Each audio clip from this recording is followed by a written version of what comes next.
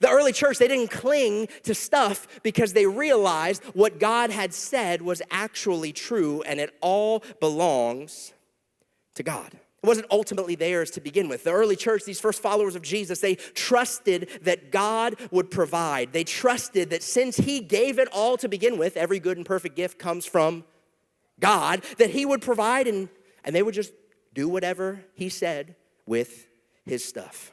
You're like, John, this seems so theoretical, ideologically distant, pie in the sky thinking. Well, no, this was actually lived out by very ordinary people. And it has continued to be done throughout the course of human history. This is a thing that God does in the hearts of humans who just say, Lord, I'm willing to follow your lead. How? It requires a changing of mindset. The Bible calls this word repentance, where you decide to shift and change your mind to agree with God about what he says. It's a reorientation of thinking where you decide to look at your house or your car or your time or your talents or your stuff as a something on loan from God.